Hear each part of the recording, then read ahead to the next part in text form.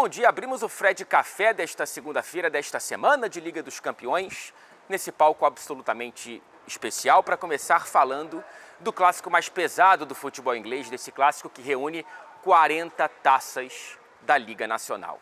O clássico entre os dois maiores campeões da Inglaterra e que teve um sabor muito raro, portanto ainda mais especial para um dos dois lados. Lembrando que a Melita é a patrocinadora oficial do Fred Café e a Melita é um protagonista muito importante, das nossas trocas de ideia aqui no canal, por isso é sempre uma alegria estar aqui falando do café sempre fresquinho da especialista em café, conectando especialistas em futebol internacional. Você pode aproveitar o QR Code aqui na tela para ser encaminhado para o nosso cupom de desconto, o cupom CAFRED, que te dá 10% de descontos em todo o site da Melita e com frete grátis em compras acima de R$250, tá bom? R$250, falando um pouco mais claramente. A Melita é a patrocinadora oficial do Fred Café e a Melita desperta você para sentir mais o esporte. Portanto, vamos nos debruçar no primeiro ato do Fred Café de hoje, que é Manchester United 2, Liverpool 1. Uma vitória que a gente não via há quase 10 anos.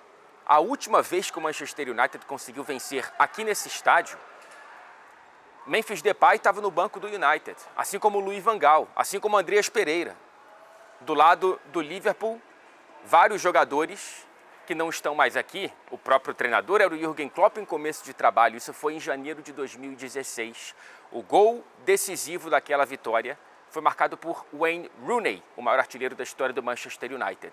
O de hoje foi marcado por Harry Maguire. É uma ponte técnica muito difícil de ser feita entre Rooney e Maguire, mas eu quero, acho que dar valor à jornada do herói que o Maguire vive no Manchester United finalmente. Hoje é mais um ponto nessa reconstrução de um jogador que, assim, a piada de que basta você sair do Manchester United para se reencontrar, ela encontra de fato ecos na realidade, apesar de ser exagerada em vários momentos. Tem vários jogadores que não deram certo no Manchester United e seguem sem dar certo em outros clubes. Porém, é muito bonito ver um caso praticamente único de alguém que se reencontrou, que se reconstruiu, que ressurgiu para o futebol, ficando no Manchester United, persistindo, perseverando e trabalhando. Cara, o Maguire, ele passou por críticas justas, ele passou por críticas injustas e abusivas, tóxicas, e ele não foi para as redes sociais, nem ninguém da família, nem um empresário. Ele não abandonou treinamento, ele não abandonou aquecimento, ele ficou e foi reconquistando o próprio espaço. E hoje ele consegue fazer o que ele não fez na última visita, quando nos minutos finais, naquele empate em 2-2, ele teve a chance de fazer o terceiro e desperdiçou uma chance talvez até mais clara do que essa que ele converteu hoje por aqui. Mas eu acho esse toque de ter uma vitória do United com o gol do Harry Maguire muito, muito especial. Em 2025 ele já fez gol de classificação na FA Cup, na Europa League. Agora 2 vitórias com gols no final dentro da Premier League. Então o Maguire está conseguindo se reencontrar ficando, o que é, na minha opinião, algo muito bonito. E essa vitória é muito grande, né? Menos pelo jejum de quase 10 anos e mais pelo momento. Pela primeira vez o Amorim consegue, enfim, 2 vitórias consecutivas na Premier League. Demorou 35 rodadas para isso acontecer. Quase que uma edição completa, portanto, né? Do campeonato inglês. E o Amorim consegue essa sequência. A sensação é de uma sequência que, na verdade, não existe, porque houve uma data FIFA no meio do caminho, e talvez essa tenha sido a solução. Mas entre a vitória contra o Sunderland e o Old Trafford e essa vitória tão rara e, portanto, tão especial aqui contra o atual campeão em Anfield, temos 2 vitórias seguidas dentro do campeonato inglês, cara. Os próximos 3 jogos são Brighton, Forest e Spurs. O Brighton e o Trafford e as outras 2 fora de casa. Será que conseguiremos ver 5 vitórias consecutivas e, portanto, aquele cabelo daquele torcedor finalmente será cortado? Eu acho difícil. Mas a vitória de hoje, antes de olhar para o macro, ela veio com várias pitadas interessantes para o torcedor do Manchester United, para além dessa jornada do herói Harry Maguire. Teve a coragem do Amorim de escalar um time diferente, sem o Sesco, com um ataque móvel e muito interessante, já falo deles. Teve bom futebol, teve pitadas de sorte, né, porque a trave foi carimbada várias vezes. Teve uma postura muito diferente, uma postura que faz com que as pessoas não falem tanto do sistema tático, por exemplo. Eu estava na entrevista coletiva posterior ao jogo, ninguém perguntou sobre o esquema do Rubem Amorim. Se houver essa postura, que eu acho de fato que muitas vezes é colocada como algo principal no futebol, eu acho que às vezes quem foca muito em postura é porque não consegue ver outras partes fundamentais do jogo, mas as outras partes fundamentais do jogo também precisam de uma postura, de brigar pela segunda bola, de brigar por toda a bola, de marcar de maneira coordenada, de não se desligar e de ter algo mais coeso e mais coerente, que o Manchester United mostrou hoje contra esse Liverpool. A questão é que é difícil fazer isso com muita consistência, como a gente já vê, né? Há muitos meses, não só com o Rubem Amorim, há muitos anos no Manchester United. E é mais fácil fazer isso num jogo grande, em que você naturalmente está mais ligado no 220 e sem o papel de ser o protagonista, já que está enfrentando o Liverpool em Anfield, do que ter que fazer isso contra equipes que entregam a bola para o Manchester United e tentam fazer o que o United conseguiu fazer hoje, que é ficar na retaguarda para depois contra-golpear. Individualmente a gente teve ótimas notícias, tá? Mbeumo fez o primeiro gol e fez um grande jogo mais uma vez. O Matheus Cunha, para mim, foi tecnicamente o melhor jogador do Manchester United em campo. Impressionante como o brasileiro jogou de bola aqui hoje. Ele está muito bem desde que chegou ao Manchester United. Eu acho que quem fica vendo número, às vezes perde muito do jogo. Ele ainda não conseguiu marcar o primeiro gol, mas hoje ele fez um jogo, para mim, praticamente completinho, tá? Depois do segundo gol, ele conseguiu entregar o que o jogo pedia a cada momento em que ele conduzia a partida, tá? Se precisava de mais velocidade, ele dava mais velocidade. Se o United precisava recompor e segurar um pouco a bola para esperar os companheiros se posicionarem melhor, ele conseguia fazer isso, irritando os jogadores do Liverpool, fazendo faltas. Enfim, ele foi, para mim, tecnicamente, repito, o melhor em campo. O Casemiro, muito bem, titular, mesmo depois de jogar os 180 minutos com a seleção brasileira. Viagem longa também e conseguiu jogar o que deu e foi importante para esse Manchester United. O Diallo, muito bem. Teve que sair porque recebeu o amarelo e estava perigoso mantê-lo em campo. Ele deu assistência para o Mbeumo, foi muito bem hoje mais uma vez. O Lamens dá primeiros sinais muito interessantes e tranquilizantes para o torcedor do Manchester United. A sensação de que finalmente tem um goleiro ali, confiável, que não é sujeito a raios e trovoadas a qualquer mudança de vento na partida. Foi muito bem, inclusive num contra um contra o Isaac, principalmente, né? Até o Luke Shaw foi bem hoje, minha gente. De Ligt faz um bom começo de temporada, também é importante destacar. A questão é manter a consistência enquanto protagonista, porque o Manchester United ele precisa de protagonismo enquanto DNA de futebol. E isso tem que ser visto. Vamos ver contra o Brighton em Old Trafford, já que é um time que se limitou a 2 competições, enquanto estiver vivo na FA Cup. Tem muito tempo para treinar, tem muito tempo para descansar, então vamos ver o que o Manchester United vai fazer com esse tempo, para ver se consegue encontrar essa consistência. Do lado do Liverpool, tem muita coisa para a gente falar também, né? Assim, pela primeira vez desde 2014, com Brendan Rodgers lá atrás, tá? E agora com o Slot. São 4 derrotas seguidas. Chegou a perder 4 rodadas da Premier League seguidas com o Klopp, curiosamente também enquanto o atual campeão, em 2021. Mas agora são 4 derrotas seguidas, não só na Premier League. 3 delas sim, né? Palace, aí Galatasaray na Liga dos Campeões, Chelsea e Manchester United. E a sequência até a próxima data FIFA é bastante complicada. 7 jogos em 21 dias por 3 competições. Visita o Frankfurt, agora pela Champions. Visita o Brentford, no fim de semana pela Premier League. Depois recebe a pedra no sapato Crystal Palace aqui pela Copa da Liga, oitavas de final. Mais 2 jogos seguidos, são 3 jogos seguidos aqui. Aston Villa pela Premier League, Real Madrid pela Liga dos Campeões, e aqui estarei nessa cobertura, junto com Tati Mantovani e Carol Albuquerque. E depois, antes da data FIFA de novembro, a última desse ano, até que enfim, visita o Manchester City pela Premier League. Hoje o Liverpool, é claro que poderia ter empatado ou até vencido o jogo, tá?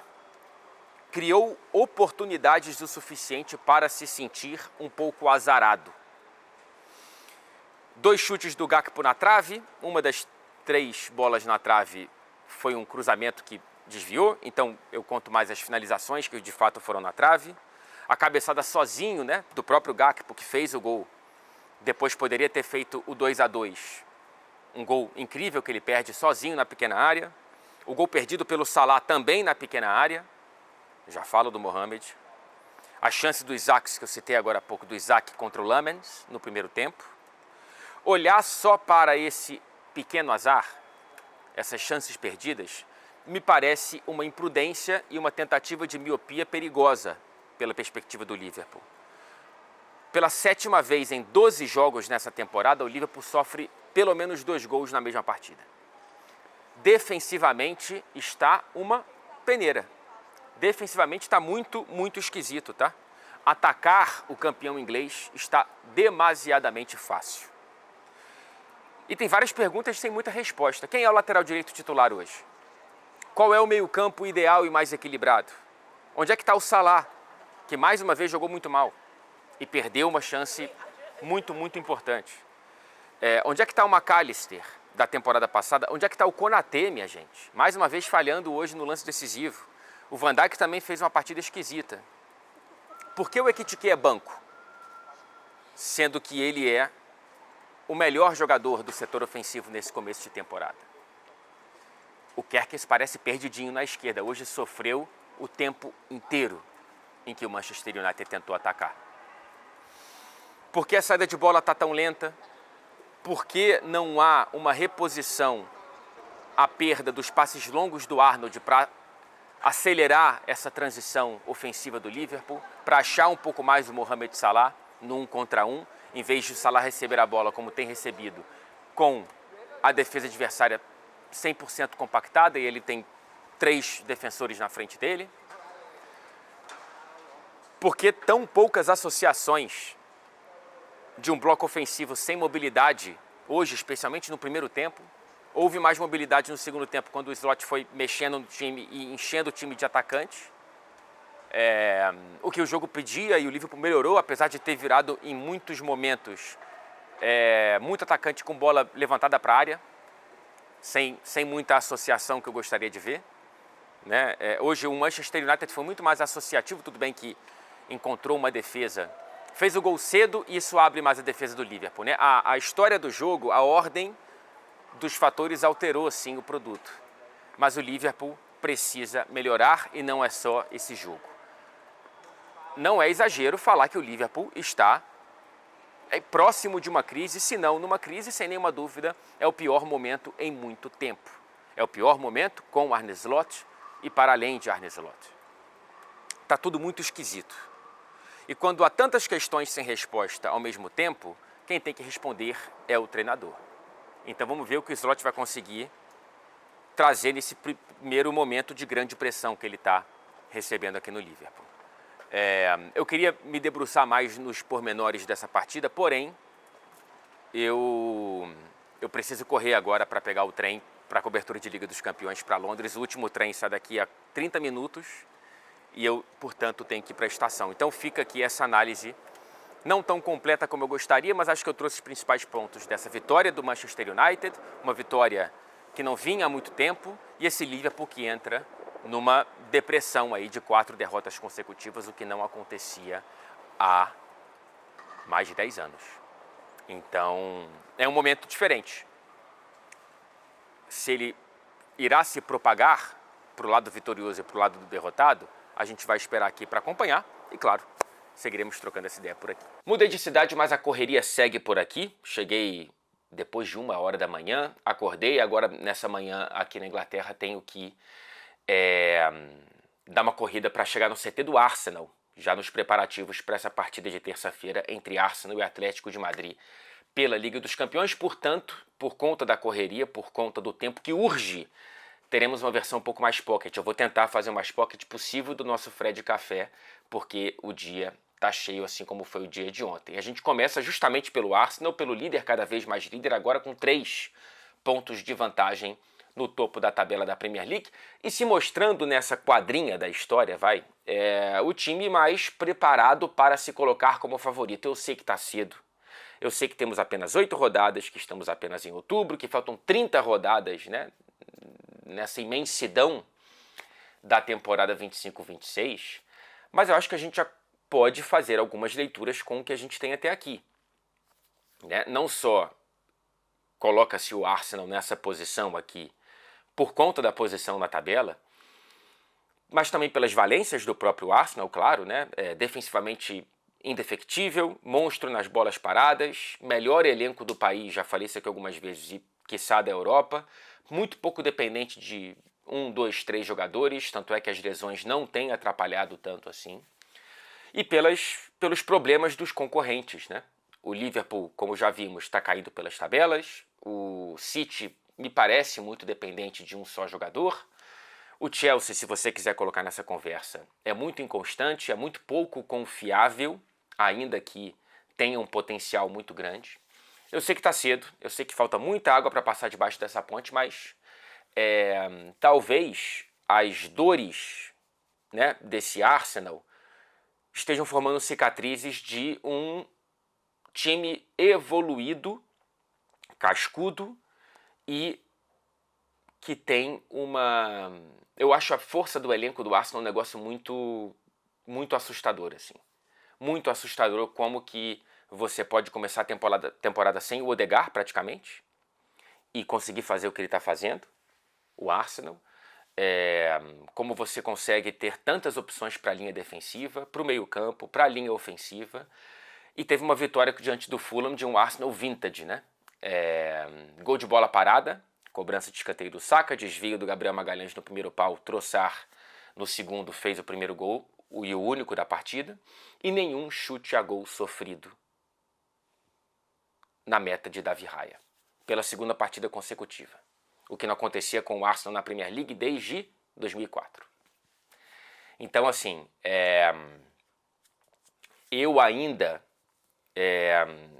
claro, gostaria de ver um Arsenal mais encantador em certos momentos, mas eu não posso fechar os olhos para a realidade de um grau de competitividade maior do que os concorrentes até aqui. Ainda que, sei lá, para o meu gosto pessoal, tenha um pouco menos de fluidez do que eu gostaria. E isso aí tá para debate, talvez você discorde frontalmente de mim. Mas a gente tem um Arsenal muito, muito, muito forte. E olha que nem todos os jogadores encaixaram ainda. Se o Gyökeres conseguir trazer mais do que ele tem trazido, se quem voltar de lesão conseguir voltar bem, se o Arsenal conseguir encaixar ainda melhor o Eze com o Saka, olha o, né, assim, o que tem aí pela frente. O Saka fez uma muito boa partida e o Calafiori está cada vez melhor. Então é uma vitória vintage de um Arsenal evoluído nessa versão 25-26. 3 pontos atrás está quem o Arteta geralmente não gosta de ver no retrovisor, eu acho que ninguém, né? Manchester City 2, Everton 0, mais uma vitória com a marca do monstrengo Erling Haaland. A gente volta a falar dele aqui porque ele não se deixa esquecer. 2 gols e que poderiam ter sido 4 ou 5, tá?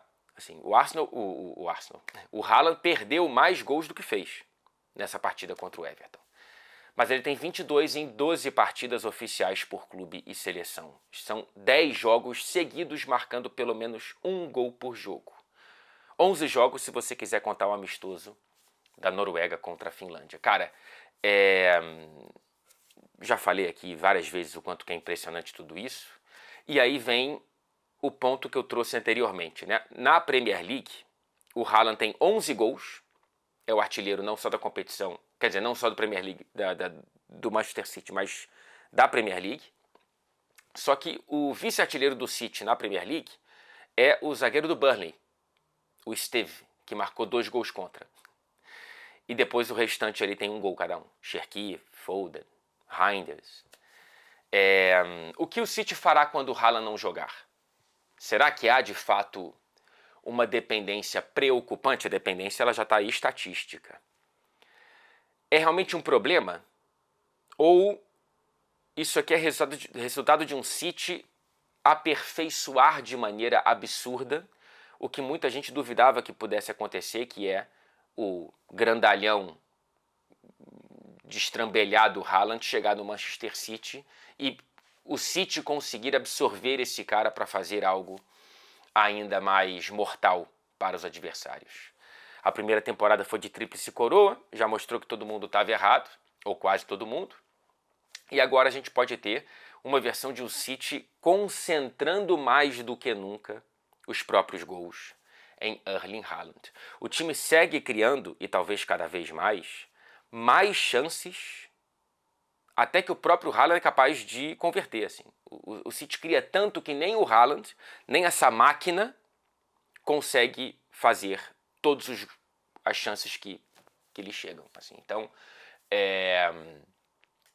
eu tô curioso para ver como é que vai ser quando o Haaland provavelmente tiver um problema físico que o afastará de um jogo do City, ou de alguns jogos, ou de uma sequência nessa temporada. Mas enquanto ele lá estiver, é interessante ver como que ele é a ponta da lança cada vez mais desse Manchester City. No ritmo atual, ele terminará essa Premier League com 53 gols. O recorde é de 36, o recorde do próprio Erling Haaland da primeira temporada, 23, 22, 23. Não, 23, 24. O recorde de 36 eu acho que é muito possível que ele seja batido. Faltam 25 gols em 30 rodadas, não é tão simples assim. Essa projeção de 53 é muito mais para mostrar o absurdo de 11 em 8 do que para de fato projetar 53. Agora, se ele tiver saúde física, como ele teve nas últimas temporadas, o recorde do próprio Haaland de 36 gols, ele está realmente sob risco. Bom jogo do Phil Foden, e o Cherki entrou e trouxe um molho que assim, eu torço muito para que o Cherki dê certo, porque ele é o tipo de jogador que vai trazer um pouco mais de malemolência para a Premier League e para o Manchester City principalmente. Tem um passe que ele dá para um dos gols que o Haaland perdeu, que é um negócio absurdo. Nottingham Forest 0, Chelsea 3. Vitória com toques de sobrevivência desse Chelsea.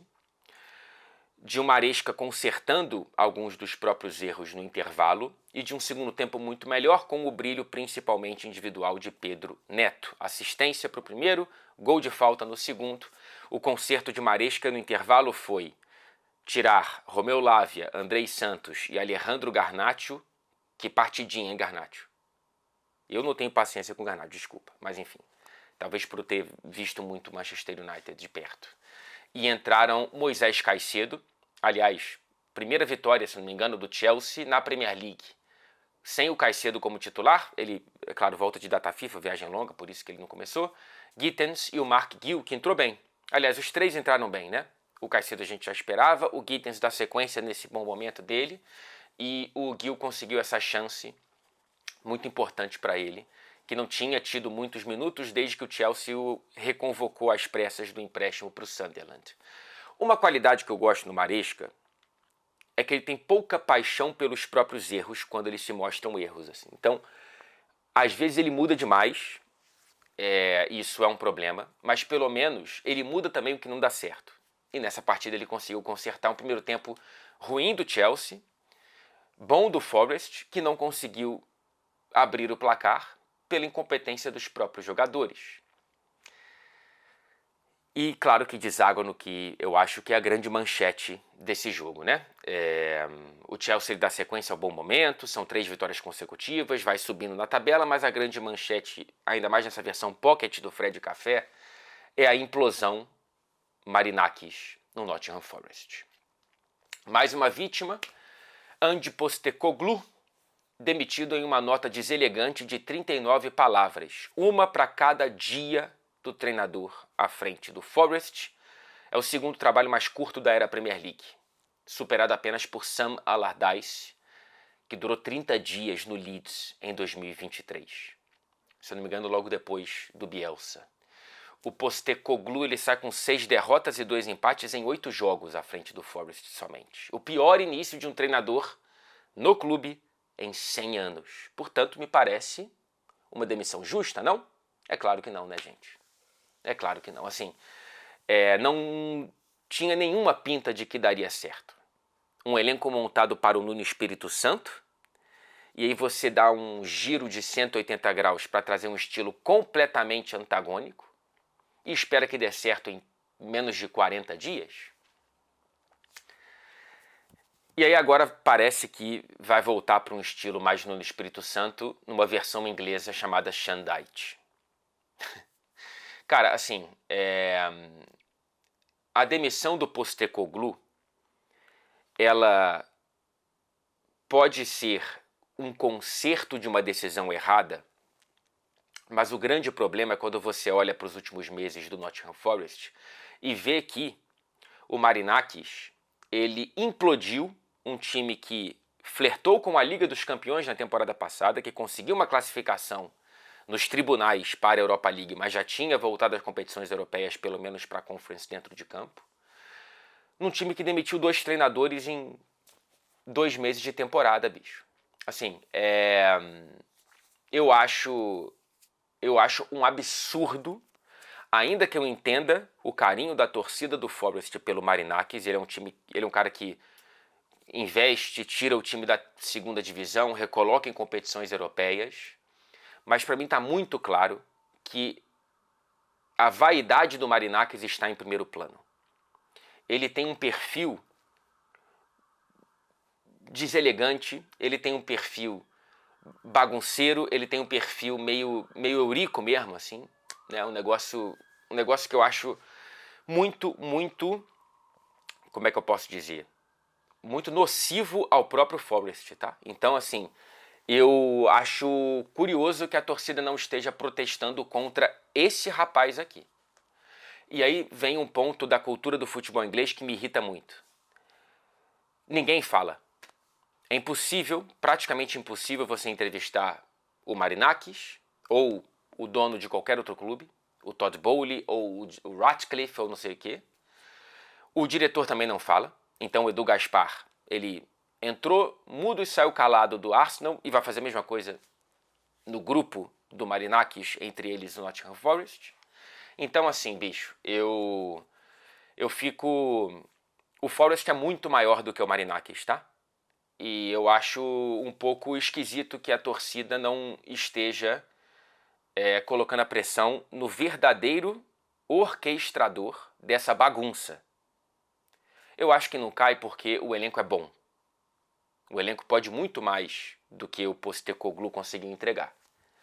Mas um clube da estabilidade do Nuno Espírito Santo virou isso aqui.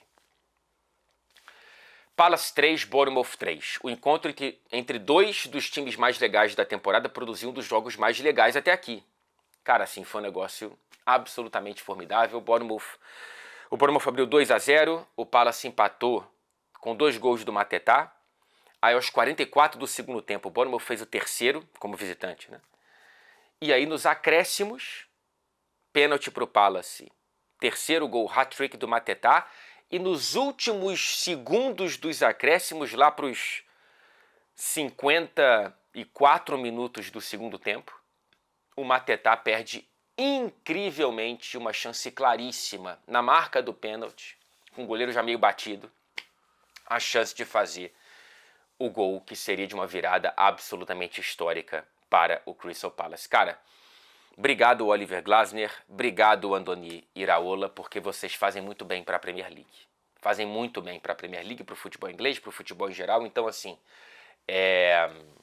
fomos brindados. Se isso aqui é entre 2 times do Big Six, teria muito mais espaço, inclusive aqui dentro do próprio Fred Café, mas eu pelo menos não quero deixar passar.